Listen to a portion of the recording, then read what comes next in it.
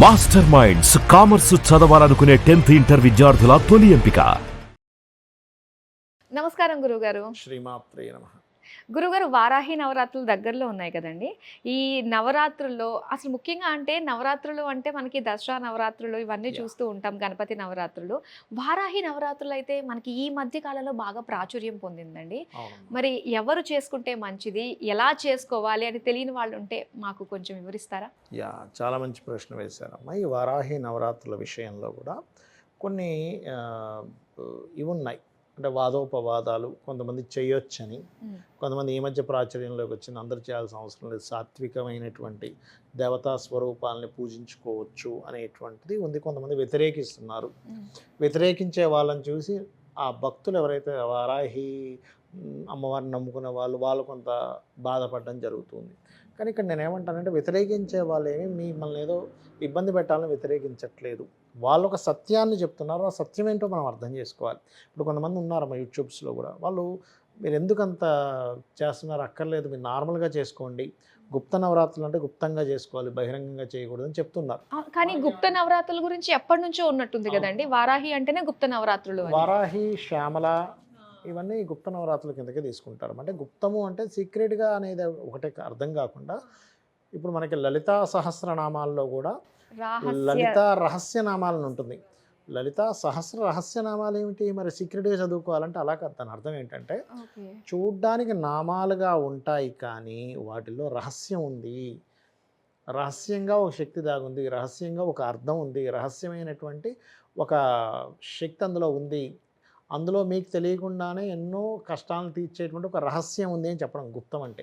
Okay. ఇప్పుడు మరి మిగతా వాళ్ళు వ్యతిరేకిస్తున్నారంటే ఇదేమిటంటే, ఇదంతా కాంట్రవర్సీ అయిపోతుంది, అసలు చేయాలా వద్దా అని కన్ఫ్యూజన్కి గురవుతున్నారు. ఇక్కడ ఏమీ కన్ఫ్యూజన్కి గురవ్వక్కర్లేదు. ఏంటంటే వాళ్ళు చెప్పేది కూడా మన మంచి కోసం, ఎవరైతే వ్యతిరేకిస్తున్నారో అనేది మనం అర్థం చేసుకోవాలి. ఎందుకంటే అమ్మా, ఎప్పుడు కూడా శక్తి దేవత ఆరాధనలు ఏవైతే ఉంటాయో అవి పర్టికులర్గా ఒక గురువు యొక్క సమక్షంలో తెలుసుకొని చేయవలసినటువంటివన్నీ కూడా. ఇప్పుడు మీరు కరెంట్ తీగ చుడతాడు, వాళ్ళు ఎవరు పడితే వాళ్ళకి చుడతారా, దాన్ని షాక్ కొట్టేస్తుంది, మనిషి ప్రాణమే పోతుంది, అవునా కదా. చిన్నపిల్లడికి మనం కత్తి కానీ నిప్పు కానీ ఇవ్వం. ఎందుకు ఇవ్వం? వాడు దాన్ని హ్యాండిల్ చేయలేడు. ఒక 16 years 18 years దాటితే కానీ లైసెన్స్ రాదు, గవర్నమెంట్ కూడా ఒప్పుకోదు. మైనర్ కనుక డ్రైవింగ్ చేస్తే తల్లిదండ్రులు లోపలేస్తుంది. ఎందుకు? వాడికి అంత హ్యాండిల్ చేస్తే ఇది లేదు. అలాగే ఒక గురువు ఒక వారాహి మంత్రాన్ని ఇచ్చేటప్పుడు వాడిని పరీక్షిస్తాడు.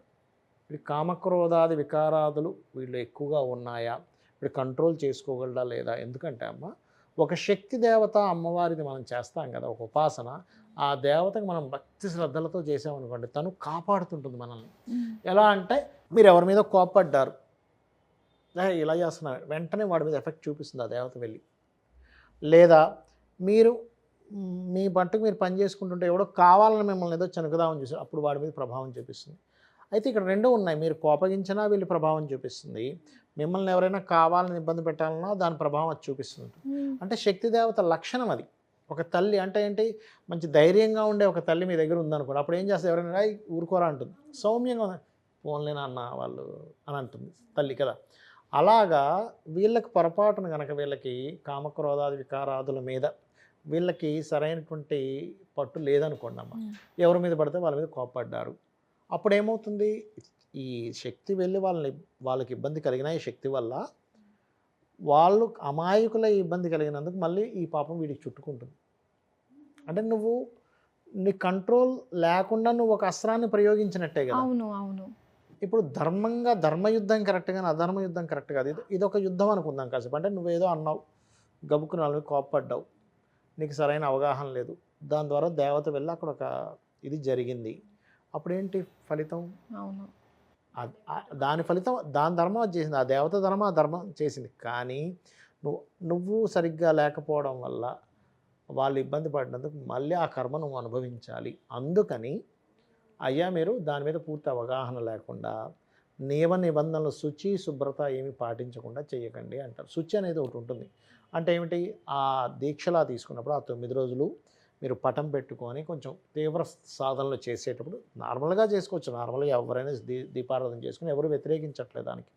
చక్కగా వారాహి అమ్మవారు అష్టోత్తరం చేసేది, ఎందుకంటే దేవతలు వాళ్ళు.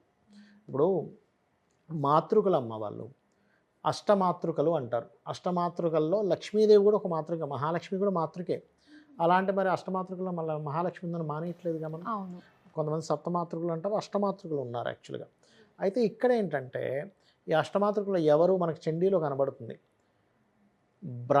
బ్రహ్మ నుంచి బ్రాహ్మి అనేటువంటి మాతృక శక్తి వచ్చింది. ఆ చండముండుల్ని వాళ్ళందరినీ ఆ రాక్షసుల్ని సంహరించడానికి వచ్చాయి వీళ్ళని. విష్ణువు నుంచి వైష్ణవి, మహేశ్వరుడి నుంచి మాహేశ్వరి, మహేశ్వరుడి నుంచి మాహేశ్వరి అనేటువంటిది వచ్చింది. అలాగే వరాహస్వామి నుంచి వారాహి అనే శక్తి వచ్చింది. అంటే ఇవన్నీ ఏంటి, వాళ్ళ శక్తులు వచ్చాయి. సో ఆ శక్తుల్ని అష్టమాతృకలు అంటారు. ఈ మాతృకలు ఏంటంటే ఒక్కొక్క దీనికి ఒక్కొక్క శక్తి ఉంటుంది. ఇవన్నీ తీవ్ర సాధనలు. ఈ తీవ్ర సాధనలు గుప్తంగా చేసుకోవాలి, కానీ బహిర్గతంగా ఏదో నేను అది చేస్తాను ఇది చేస్తాను అనేది కాకుండా చాలా జాగ్రత్తగా, చాలా వినయంగా, నేల మీద నిద్రపోవడం, బ్రహ్మచర్యం పాటించడం, చేసేటువంటి పూజ మీద నిష్ట కలిగి ఉండడం, ప్రేమగా చేయడం. ఏదో హడావిడి చేసేసి నాకు ఏదో శక్తులు వచ్చేస్తాయి నేను ఏదో చేస్తున్నాను కాదు. నువ్వు ఎప్పుడైనా సరే దశమహావిద్యలు కానివ్వండి, ఇలాంటి గుప్త నవరాత్రులు కానీ ఎందుకు చేస్తారంటే మీరు ఎప్పటి నుంచో పూర్వజన్మ కర్మలు ఉంటాయి కొన్ని. ఆ కర్మలు అనుభవించడానికి మనకు కొన్ని జన్మలు కానీ ఎన్నో జన్మలు ఎత్తాల్సి వస్తుంది. అన్ని జన్మలు ఎత్తకుండా అమ్మని పాదాలు పట్టుకొని, అమ్మే నాకు ఇంకొకటి లేదు, ఈ దేవత లేకపోతే ఈ విష్ణువు ఇదే అనుకొని చేయడం. ఇక్కడ చాలామంది ఏంటంటే పాపం తెలియక అయ్యో ఉగ్రస్వము సంబంధించినవి మంచిది కాదు, కేవలం సాత్వికమే అనుకుంటే ఏ పరమాత్మ ఉగ్ర రూపాలని దాల్చడు. ఇప్పుడు మహావిష్ణువు ఉన్నారమ్మా, మహావిష్ణువు గనక నరసింహ అవతారం కరెక్ట్ కాదనుకుంటే ఆయన ఎందుకు దాల్చుతాడు? అక్కడ రాక్షసి ఆ యొక్క హిరణ్యకశిపుడి కోసం దాల్చాడు ఆ అవతారాన్ని. దాన్ని మనం పూజిస్తున్నాం. మరి లక్ష్మీనరసింహస్వామి టెంపుల్కి వెళ్ళట్లేదా మనం? వెళ్తున్నాం. మరి వెళ్ళకూడదుగా అలా అంటే ఏంటి ఇక్కడ? ఆ నరసింహస్వామి యొక్క రూపాన్ని మీరు ఉపాసన చేసేటప్పుడు కూడా జాగ్రత్తగా ఉండాలి. ఎలా పడితే అలా ఉండకూడదు. మీ పట్ల మీకు శాంతంగా ఉండాలి. విష్ణువే, కానీ నరసింహస్వామి ఎవరి కోసం దాల్చాడు? హిరణ్యకశిపుడు అనే రాక్షసుడు ఇంతమంది జనాలను ఇబ్బంది పెడుతున్నాడు కాబట్టి ఆ రాక్షసుడి కోసం నరసింహస్వామి అవతారం ఎత్తాడు. ఆయన మన కోసం కాదు, మనల్ని రక్షించడం కోసం ఎత్తాడు. కానీ సంహారం అనేటువంటిది అవతారం.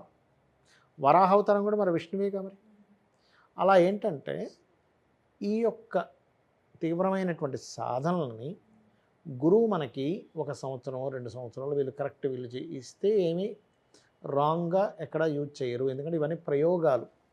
మనకి సాయంత్రం పూటే చేయమంటారు వారాహి అమ్మవారు. ప్రయోగం చేసేటప్పుడు కూడా సాయంత్రం పూట చేయమంటారు. అంటే ఏంటి, ఒక పని అవ్వాలి, సిద్ధి పొందింది మీకు అమ్మవారిది. రెగ్యులర్గా చేయగా అమ్మవారు సిద్ధించినప్పుడు మనం ఏదైనా కోరిక అనుకొని అది చేస్తే ఆ పని అవుతుందమ్మా. కాకపోతే ఇదేమిటి, ధర్మబద్ధమైనటువంటివే. నాకేదో వాడు డబ్బులు వచ్చేయాలి, వాడు భూమి నేను లాగేసుకోవాలి, వాడు నాశనం అయిపోవాలి, ఇట్లాంటివి కాదు.